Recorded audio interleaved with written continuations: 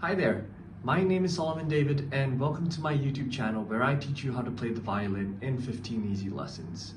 What you can expect in this course is the basic fundamentals of violin playing.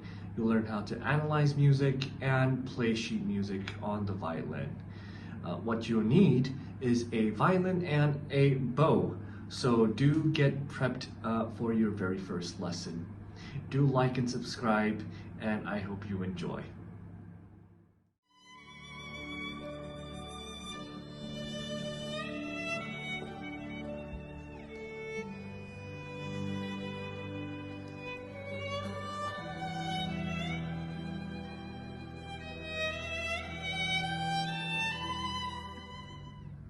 Hi there folks, and welcome to our very last lesson on how to play the violin in 15 easy lessons. I hope you have been enjoying our classes so far and have a good grasp on the fundamentals and the basics of violin playing. For today's chapter, chapter 15, our final chapter, we will dive into how to do basic sight reading. Without further ado, let's get started. Okay, so how can we go about understanding where are the notes going to be on the violin? So if you remember our open string notes, I'm going to put it right here, G, D, A, and E. You're going to want to take the closest open string from the bottom, meaning if let's say we're looking at this note,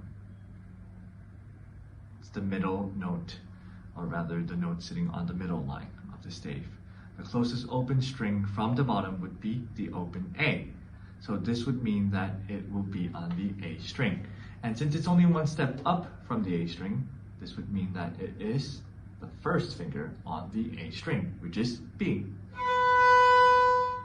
Okay, so this works for any other part of the stave. If you're a beginner, you're only going to work mostly within the stave, or maybe just a tiny bit out, which is G, or the open D string. So you can always use your open strings as a gauge. Of course, it's very normal for beginners to count individually, like from A and then B and then C, and then progressively you can do first finger, second finger, third finger. Okay, so that's step one. Another thing you want to consider in step one is when you identify those notes, you have to make sure to check whether they are supposed to be sharp or they are natural. So always pay attention to the key signature. So key in G major, meaning that all Fs are going to be sharp. So if you remember in our first position chart back in our old lessons, they are already sharp in its original position, and that will be E1 and D2. Yep, they are already sharp, F sharp.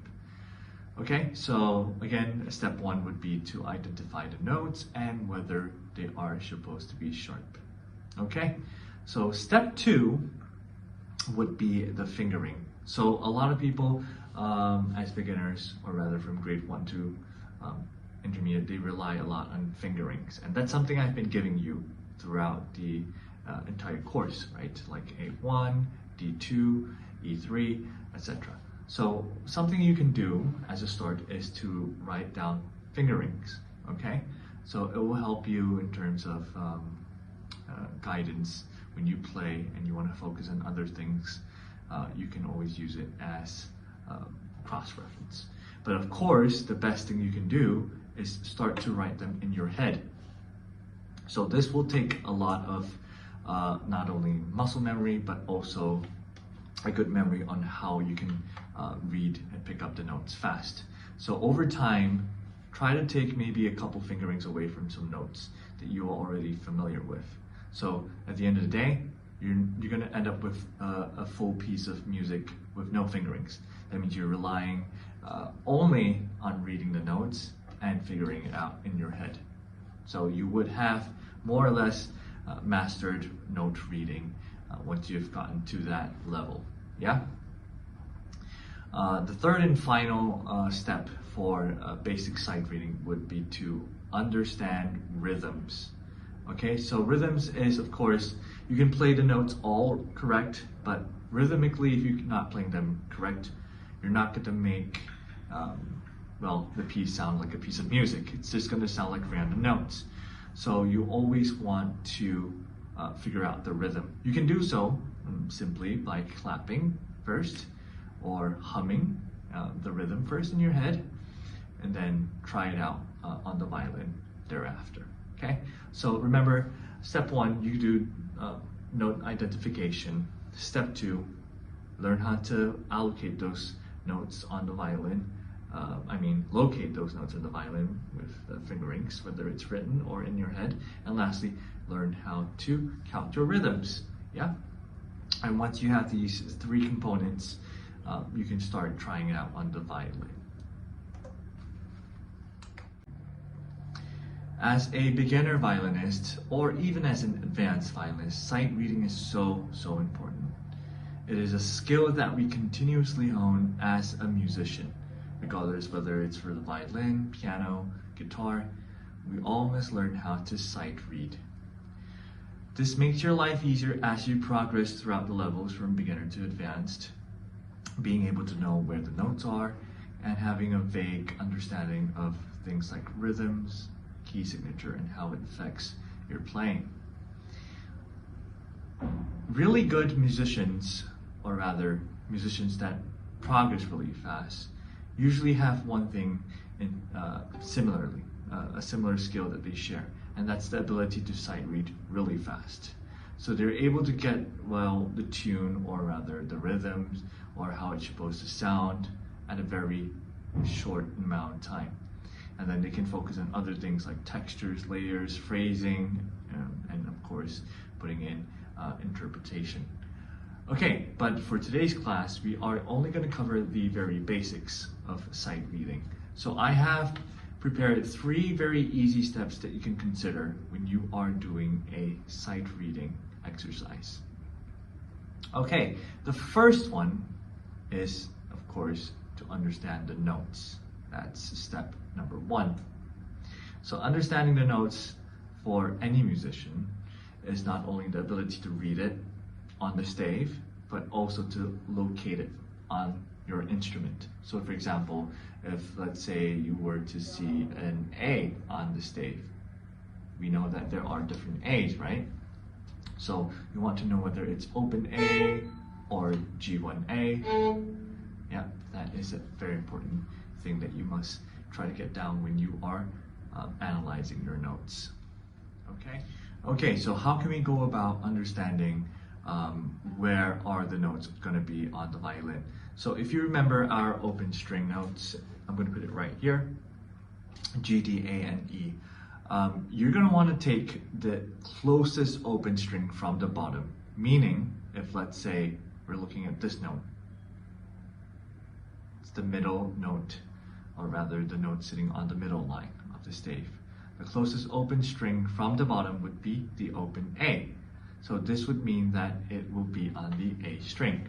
And since it's only 1 step up from the A string, this would mean that it is the first finger on the A string, which is B.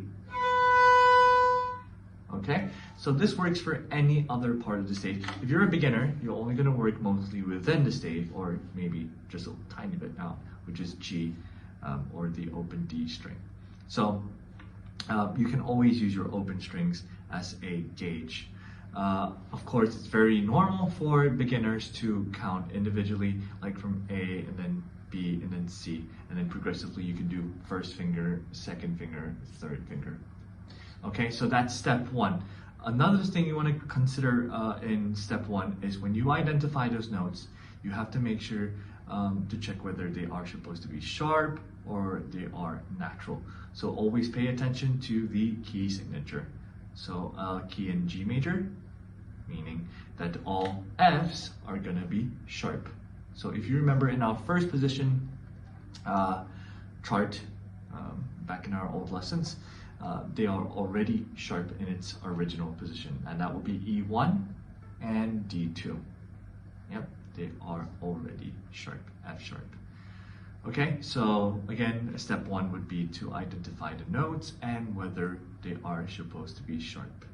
Okay, so step 2 would be the fingering. So a lot of people as beginners, or rather from grade 1 to intermediate, they rely a lot on fingerings, and that's something I've been giving you throughout the entire course, right? Like A1, D2, E3, etc. So something you can do as a start is to write down fingerings, okay? So it will help you in terms of guidance when you play and you want to focus on other things. You can always use it as cross-reference. But of course, the best thing you can do is start to write them in your head. So this will take a lot of not only muscle memory, but also a good memory on how you can read and pick up the notes fast. So over time, try to take maybe a couple fingerings away from some notes that you are already familiar with. So at the end of the day, you're going to end up with a full piece of music with no fingerings. That means you're relying only on reading the notes and figuring it out in your head. So you would have more or less mastered note reading once you've gotten to that level. Yeah? The third and final step for basic sight reading would be to understand rhythms. Okay, so rhythms is, of course, you can play the notes all correct, but rhythmically, if you're not playing them correct, you're not going to make, well, the piece sound like a piece of music. It's just going to sound like random notes. So you always want to figure out the rhythm. You can do so simply by clapping first or humming the rhythm first in your head, and then try it out on the violin thereafter. Okay, so remember, step one, you do note identification. Step two, learn how to allocate those notes on the violin. Locate those notes on the violin with the fingerings, whether it's written or in your head. And lastly, learn how to count your rhythms. Yeah, and once you have these three components, you can start trying it out on the violin. Okay, so of course, I'm gonna try out an sight reading exercise with you, which I'm gonna put right over here. Okay, let's analyze this piece of music. So again, the first thing I said was to list out the notes. Okay, I'm gonna do it really quick for you first. So an example would be like this. Okay, so that will be the notes. Okay, next would be the fingering.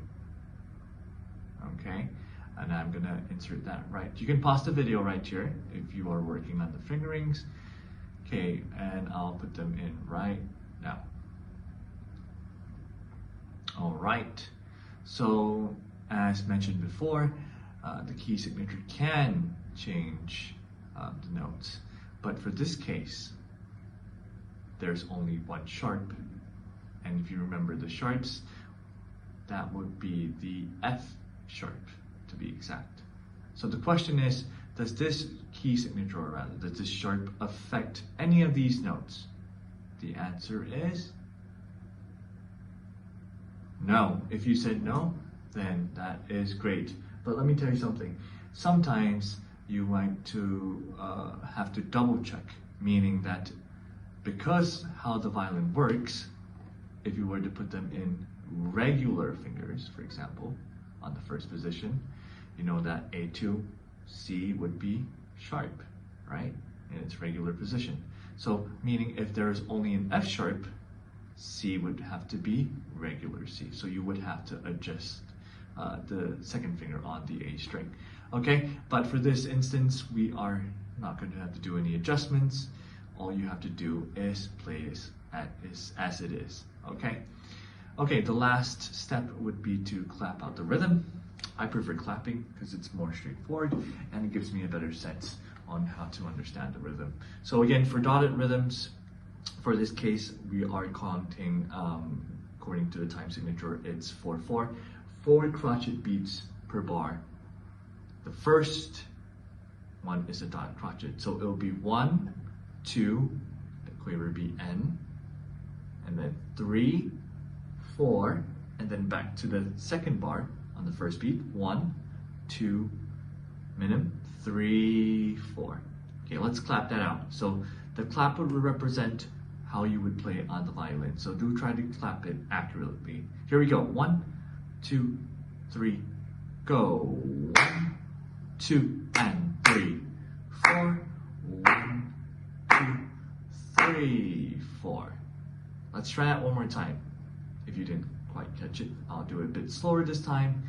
So after 4, we will start clapping the beats. Here's another go. 1, 2, 3, 4. 1, 2, and 3, 4. 1, 2, 3, 4. Great. So now you have gotten the notes, you have gotten the fingerings, and the rhythm. So this is where you start to try it out on your violin. Okay, I'm just gonna grab my bow real quick. Okay, so of course, a good tip would be not to try it right away with the rhythm. You can try to finger the notes out so your finger gets familiar with the fingerings that you have written down or done in your head. So I'm just going to do that real quick. Okay, now since I'm comfortable more or less, I'm going to try it out as how I clapped it earlier. Here we go, on 4. 1, after 4. 1, 2, 3, 4. 1, 2, and 3, 4. 1, 2, 3, 4, off.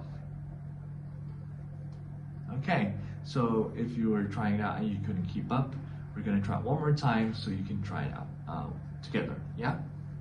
So that's how it's supposed to sound. One more time after 4. 1, 2, 3, 4. 1, 2, and 3, 4. 1, 2, 3, 4, off. Perfect. Great. So we have just done a very easy basic sight reading test, or rather exercise. I have a couple more exercises in the book I've written. Do check them out, or do try them out on your own in your free time. So one more thing that I want to leave you guys off with in terms of sight reading is that, of course, like I said, as you progress, sight reading is going to get a little bit more complicated, more complex rhythms, maybe more sharps, and maybe more texture demands. That means you're going to have to differentiate different sound levels, dynamics, louds and softs, and maybe some articulations like the staccatos and slurs that we covered. But I'm not going to put them right in for you right now because that's not what's required for from a beginner. Okay, so do try out some very simple ones, something easy to follow that you can slowly work your way through. Okay, and with that, we have come to the very end of our 15 lessons on how to play the violin in 15 easy lessons. I really hope you've been enjoying this short course with me, and I look forward to hearing any comments or feedback that I can do to improve how I can give you more value. In my book, I have included more pieces actually, which is a bonus chapter in my book, chapter 16, where I have a couple pieces that you can actually work on your own. Yeah, so do check my book out again. And if you've been following so far, I thank you for your support, and I hope to see you again in the near future. Goodbye.